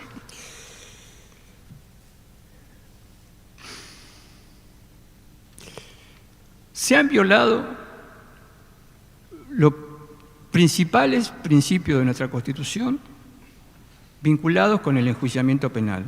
Repito, se han violado nada más y nada menos que los principales principios constitucionales que reglan el proceso penal. Me estoy refiriendo a los principios constitucionales desde 1853 y a los que gozan de semejante jerarquía desde 1994. Probablemente el sistema constitucional de la Argentina en estos momentos, desde el punto de vista normativo, es uno de los sistemas constitucionales más completos del mundo por la cantidad de garantías que posee para proteger a toda persona que va a ser enjuiciada penalmente. Es decir, esto no es una isla en el medio del Atlántico que no tiene ninguna conexión. Tenemos las normas, existe esa dimensión normativa. Acá se han ocupado fervientemente de irlas violando una por una, como si fuera un verdadero rompecabezas para llegar a esta consolidación de la sentencia arbitraria. Sinceramente no sé cómo se sale de acá. Sí sé que si uno mira para atrás, la Corte Argentina, la Corte Suprema de Justicia de Argentina, con sus miles y miles y miles de causas, carece de una sentencia de esta naturaleza. Es muy difícil encontrar un acto jurisdiccional que haya comportado la violación tan significativa de principios de raigambre y jerarquía constitucional. Es muy, muy difícil. Hacer un ejercicio significaría remontarnos a fallos, inclusive si hiciéramos desde 1983, porque a muchos no nos gustaría, y más allá de 1983, por la integración, por la democracia constitucional, por una serie de cosas, nos resultaría muy difícil. Pero es muy difícil encontrar algo con lo cual comparar y decir, bueno, en aquel momento se dictó esta sentencia realmente era mala y después pudimos salir. Yo admiro realmente a las personas que aquí en esta mesa se han preguntado cómo salir. Yo soy un pesimista por naturaleza y realmente me cuesta imaginarme en el corto plazo cómo puede ser resuelta esta cuestión. Máxime que la Constitución es un instrumento para unir en la Argentina y en cualquiera de los países del mundo. Y todos los países del mundo dictamos una Constitución, desarrollamos una Constitución para precisamente mantener ese pacto de unión. Y en este caso, avasallando los principios constitucionales, se ha condenado injustamente por intermedio de una sentencia arbitraria a una expresidenta de la República, ex vicepresidenta de la República y actualmente la presidenta del Consejo Nacional del principal partido de la oposición. Antes de la sentencia, en varios momentos, como constitucionalista pensaba si la Corte Suprema de Justicia iba a dictar un acto de esta envergadura, en la inteligencia que cuando uno se encuentra en un momento del camino académico y profesional, sobre todo el profesional con muchísimos años de ejercicio de la profesión, es absolutamente consciente que la cantidad de cuerpos que mencioné, la cantidad de cajas de documentación, es inadmisible que se pueda llegar a una configuración exacta en 69 noches y 70 mañanas. Ese era el principal motivo por el cual pensaba que se iba a estudiar a fondo, que se iba a revisar y que inclusive en algún momento, también lo dije, que existía la posibilidad de que la Corte Suprema de Justicia absolviese a Cristina Fernández de Kirchner. Uno encendía cualquier medio de comunicación y lo que se discutía era si iba a haber una condena o si la condena iba a ser aumentada. Pero claro, como prácticamente, no lo estoy pidiendo, no lo estoy reclamando, por favor, pero como uno no tiene esa posibilidad de hablar en los medios, las reglas procesales aplicables hacían ver que existía la posibilidad de que la Corte la absolviese a Cristina. Nadie decía eso porque ya había llegado condenada a la Corte Suprema.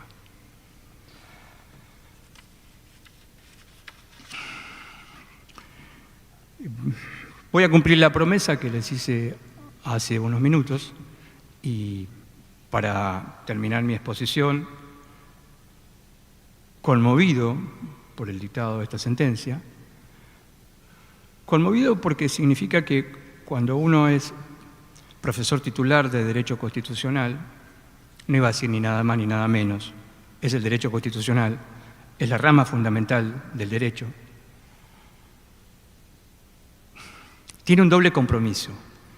Tiene un compromiso cívico, ciudadano, que tiene que ver con la formación de juristas, y también tenemos un compromiso muy serio, o debemos tener los constitucionalistas un compromiso muy serio, con el desarrollo, con la manutención y con la defensa, precisamente, de ese orden libre, fundamental y democrático. A veces, frente a sentencias como de esta naturaleza, que son tan difíciles de aceptar, de digerir, que hace que las critiquemos con tanta fortaleza por la enorme cantidad de violación de principios constitucionales que llevan al encierro de cumplimiento efectivo de una persona, no de Cristina. Es Cristina en este caso, pero podría haber sido cualquier persona, hace que uno deba revisar de manera constante este compromiso que tiene con la ciudadanía y con la academia para la enseñanza del derecho constitucional. Me pregunto, por ejemplo, seguramente hay muchos colegas acá, y acá no me hago un mensaje directamente a mis colegas del derecho constitucional, tan afectos a estudiar los juicios que emite la Corte Suprema, las sentencias que dicta la Corte Suprema, quiero imaginarme la cantidad de simposios, de seminarios, de encuentros que se van a desarrollar alrededor de esta sentencia, porque realmente esta sentencia es el paradigma de la sentencia arbitraria, es el paradigma de la negación arbitraria de la prueba, es la sentencia que niega la aplicación recta del derecho. Y ahora sí voy a terminar. Un argelino, que muchos lo consideran como francés, pero que nació en Argelia en 1913, lo voy a parafrasear. Y dijo: frente a un drama institucional, puedo y podemos decir, quienes adherimos a una Constitución no debemos temer al juicio que nos devuelve y emplaza en el orden fundamental en el que creemos y cumplimos. Sin embargo, una de las más altas aflicciones del ser humano es ser juzgado sin ley. Así estamos en la caída. Muchas gracias.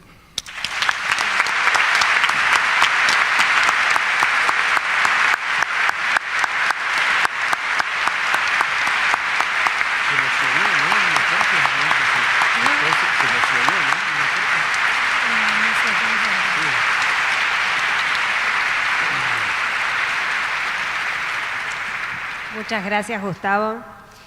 Y ahora tenemos el honor, para cerrar esta actividad del día de hoy, de presentar al doctor Eugenio Raúl Zaffaroni.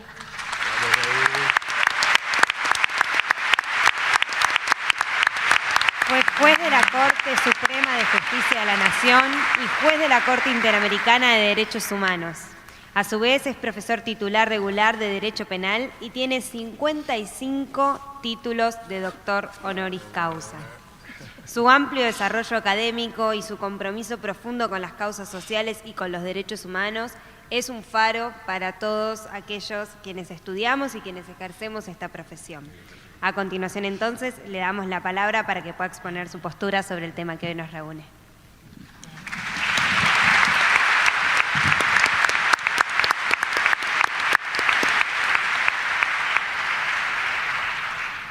Muy buenas tardes, queridas amigas, amigos. Ante todo, muchísimas gracias a las organizaciones estudiantiles, no solo por invitarme, podían haber invitado a alguien mejor, sino por esto, por reunirnos, y gracias a todos ustedes por estar aquí en esta tarde y en esta sala bastante fría.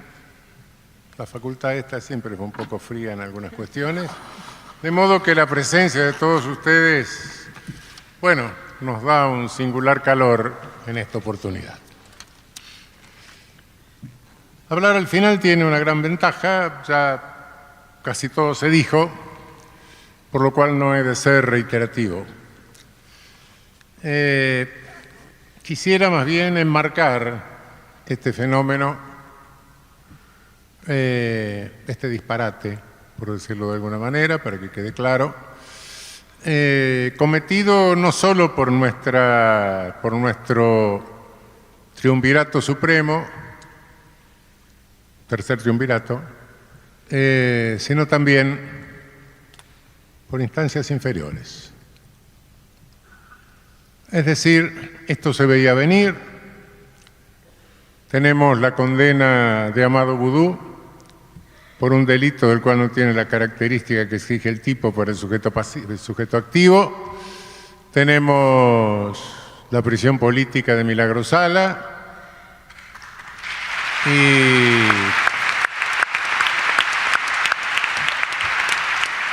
podríamos seguir.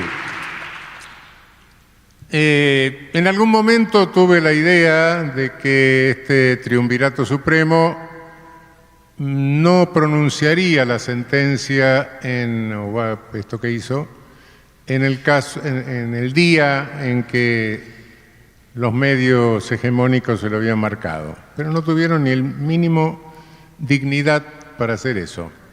Lo hicieron ese día. En segundo término, había pensado que el Ejecutivo tenía poder como para llamar a la Corte y decir no hagan esto. No lo tenía. Entonces, ¿de dónde viene esto? Bueno, no nos llamemos a engaño, por favor. Esto no es local, esto no es Mañeto, esto no es Milei, no. Esto es el lawfare de toda nuestra región. Esto viene antecedido por Pedro Castillo, preso en Perú, destituido irregularmente. Esto viene precedido por la invasión a la embajada mexicana en Quito y el secuestro de Jorge Glass. Esto viene precedido por lo que pasó con Evo Morales, incluso por la tentativa de homicidio a Evo. Esto viene precedido por el antecedente Lula en Brasil. Bueno, y podría seguir. Esto es una cuestión regional, es una cuestión que responde a nuestra posición geopolítica subordinada en el mapa del poder de este colonialismo financiero que estamos sufriendo. Claro, naturalmente cada uno de estos hechos, sí, tendrá la particularidad de los pequeños datos folclóricos locales. Y nosotros, ¿cuál es el dato que estamos agregando? En Brasil, bueno, fue un poder judicial un poco burocratizado, pero bueno, luego un presidente con cintura política de pollo que agredió al Tribunal Supremo y entonces, bueno, se terminó con el famoso juez Moro, etcétera. Acá tuvimos varios jueces Moro. Aparece el juez Moro al lado de otro juez nuestro y el presidente de la Corte sonriente en el medio. Esto viene ya precedido, se veía como venía desde el momento que se recusó a uno de los jueces del Tribunal del Triunvirato Supremo y el Triunvirato rechazó la recusación sin trámite.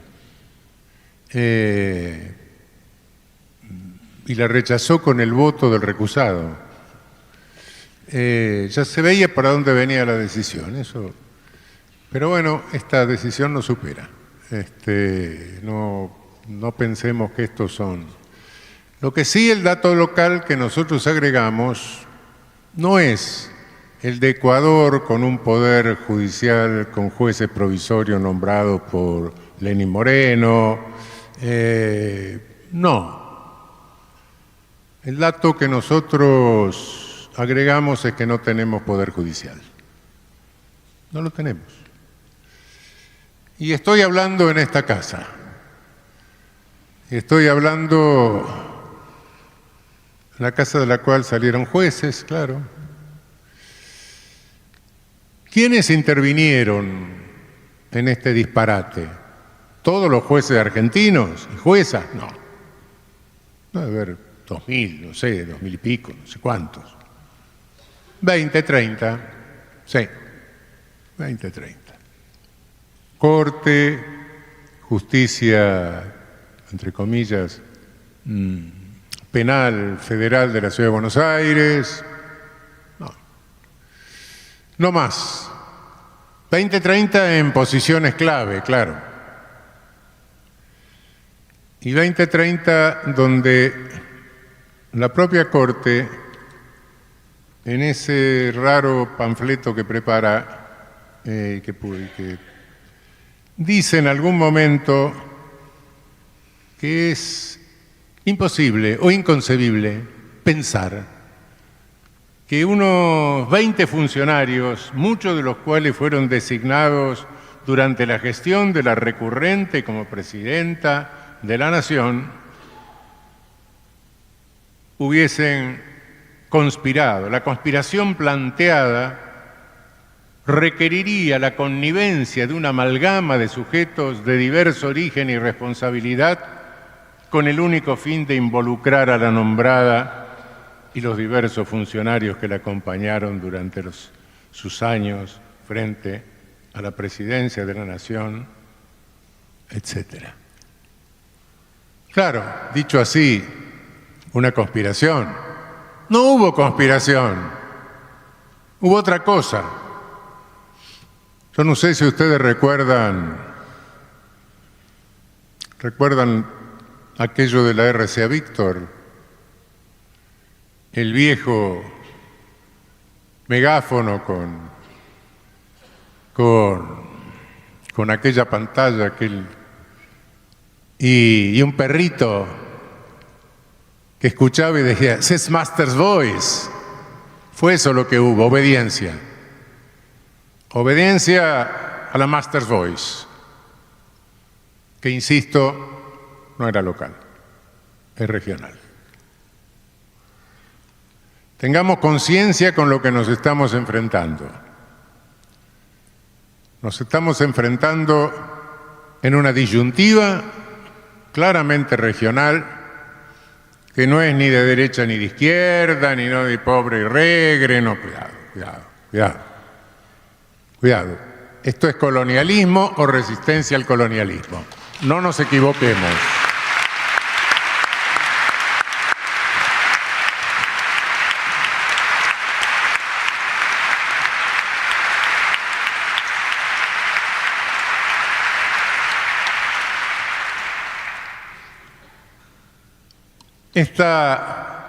Esta dimensión, la metodología que se ha usado, que usa esta Corte y que usó la Casación y que usó el Tribunal de Primera Instancia, no es novedosa, no es novedosa. En Ecuador aparecieron unos cuadernos, ¿les suenan? La sentencia del caso Sobornos de Correa, de Rafael Correa, es la sentencia ejemplar. La nuestra está casi calcada. 1000 fojas. Se cita pruebas, documento, esto, aquello, lo otro. Después se inventan adverbios. Evidentemente, claramente, obviamente, con la abundante prueba, con la abrumadora prueba. Sí, ese enlistado que hizo algún amanuense, que llenó 10 hojas, y hay que recorrer toda esa porquería hasta llegar a las pocas líneas donde están los adverbios, que no son valoración de prueba. Es simplemente señalar que toda esa bolsa que no se sabe a qué sirve es la abrumadora prueba. Y en el caso Correa, menos mal que aquí no lo usaron. Como hablaron de la banda, de la asociación, del acuerdo, tenían que tener un jefe, que tenía que ser Correa naturalmente, y no sabían cómo atribuirle la jefatura de esa supuesta organización. Entonces dijeron que era por influjo psíquico. Menos mal, eso fue la única diferencia que hay es esa, pero la metodología, hacer una sentencia de cientos y cientos de fojas para que nadie la lea o para que resulte sumamente pesado leerla y llegar a las pocas líneas donde se da el salto lógico, bueno, ese es el modelo, ese es el modelito. Pero, ¿cómo llegamos a esto? Nadie se dio cuenta en esta casa durante décadas que nuestro control de constitucionalidad no tiene el stare decisis. Nadie se dio cuenta que en Estados Unidos, cuando la Suprema Corte declara la inconstitucionalidad de una ley, esa jurisprudencia es obligatoria para todos los jueces norteamericanos. Acá no, acá cada uno sigue diciendo lo que quiere. Y tendremos que llegar de nuevo a la Corte. Nadie se dio cuenta que no tenemos casación nacional. Somos el único país en el mundo con códigos únicos y 25 posibles interpretaciones diferentes, sin que nadie las unifique. Claro que esto permite la doctrina Irurzun o cualquier invento, cualquier disparate, pero no solo cualquier disparate. Permite la total arbitrariedad. Si un juez quiere condenar a alguien o absolverlo, no tiene más que ir a la biblioteca y ver, bueno, qué sé yo, agarro Sanchinetti, agarro Zaffaroni, ¿quién me sirve para lo que quiero hacer? Y nos citan, no porque Sanchinetti diga barbaridades ni yo las diga, son cosas racionales, distintas opiniones, etcétera, pero bueno, sí. Y condena o absuelve, según el librito que bajó de la biblioteca. Pero ¿qué previsibilidad decisoria da eso? Ninguna. Y los justiciables, ¿qué culpa tienen de que Sanchinetti diga una cosa y yo otra? Nada. Somos, cuando comento que no tenemos casación nacional, y no solo a los españoles, a los italianos, a los alemanes, sino incluso a los brasileños. ¿Y cómo se arreglan? Y no sé, no nos arreglamos.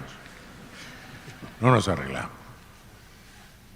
Es posible que a lo largo de más de un siglo, el único que se haya dado cuenta de esto haya sido Sampaio en la Constitución del 49.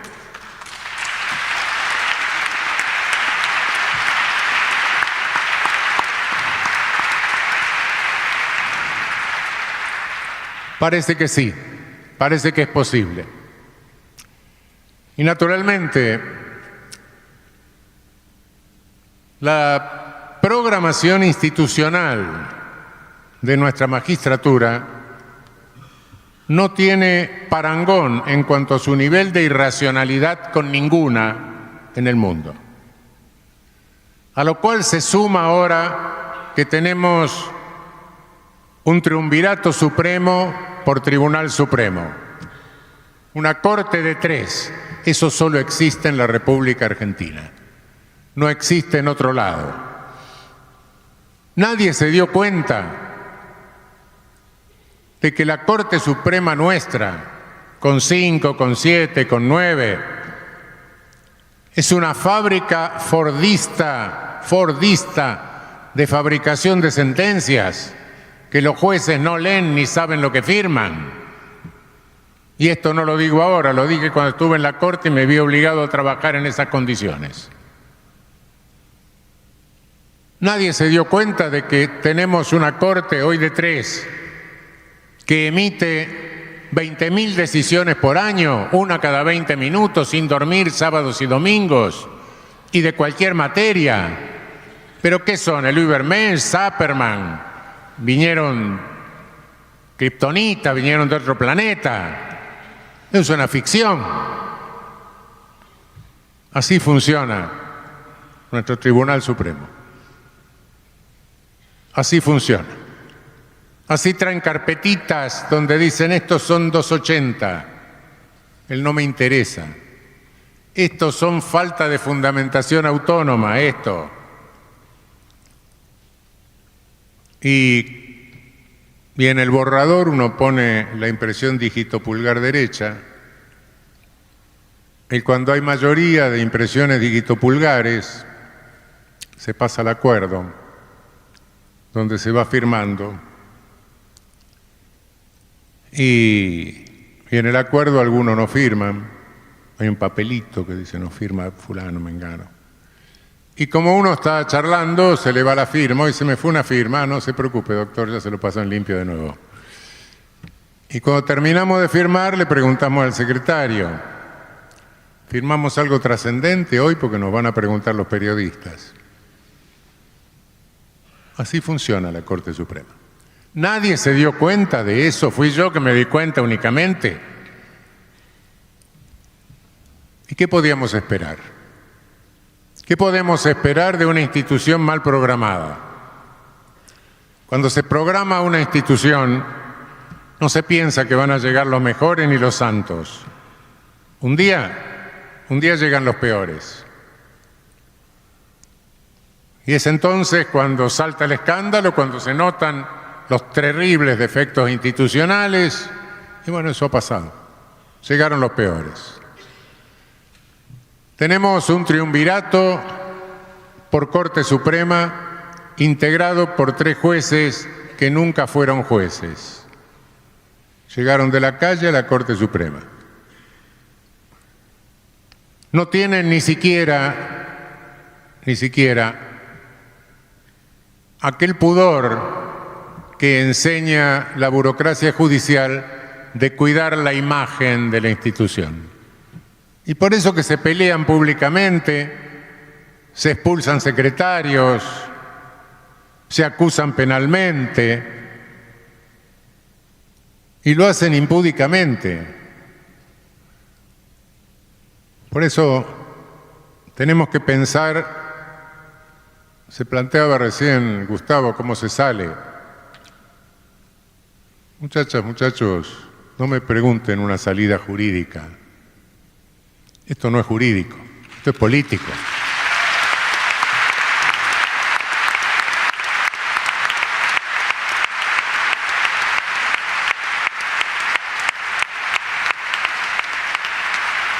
Dejémonos de pavadas, un día esto se termina. El diluvio pasa, pasaron otros. Y cuando llegue la palomita con la ramita en el pico, tengamos en cuenta lo que vamos a hacer. Va a ser necesario reinstitucionalizar nuestro Estado. Tampoco soñemos con que vamos a reformar la Constitución el día que lleguemos, no hagamos cosas esotéricas. Reformar la Constitución requiere los 2/3 de las 2 cámaras del Congreso. No. Sin tocar la Constitución hay unas cuantas cosas que se pueden hacer y remendar la legislación en forma tal de tener un poder judicial. Es posible hacerlo, con leyes y con mayoría del Congreso. Pero para eso necesitamos decisión política y para eso necesitamos pensar antes lo que vamos a hacer cuando venga el diluvio, cuando pase el diluvio. De momento es conveniente que lo pensemos. Lo que no se pensó en esta casa durante siglos, un siglo o más. Pensemos cómo hacer un poder judicial. Discutamos. No lo voy a decir ahora, no voy a entrar a discutir esto, pero insisto que se puede hacer sin tocar la Constitución. De momento. Mañana, si algún día logramos eso, que creo que lo necesitamos, ya veremos, es otro capítulo. Pero de momento tenemos que pensar eso. Y lo tenemos que pensar no con un gratuito optimismo. Yo no sé si antes de que llegue la palomita no habrá algún desastre. No sé lo que va a dejar este diluvio antes de que empiecen a bajar las aguas. Pero eso no tiene que hacernos pesimistas. Al contrario, creo que tiene que darnos más fuerza para pensar lo que vamos a hacer después y lo que tenemos que hacer ahora. Ahora lo que tenemos que hacer es resistencia. Y con depresión no hay resistencia, eso quede claro.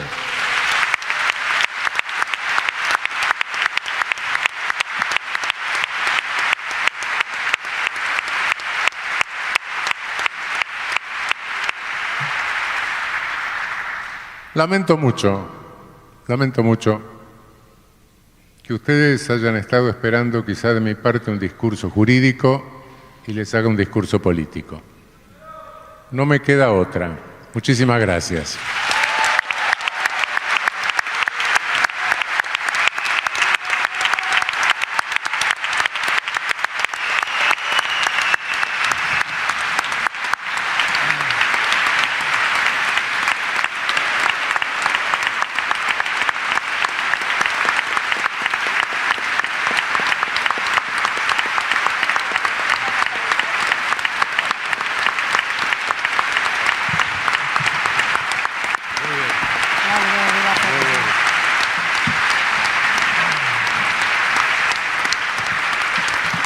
Muchas gracias a todos y a todas por venir. Les pedimos un segundo de paciencia si hacemos una foto desde acá y salimos todos. Gracias.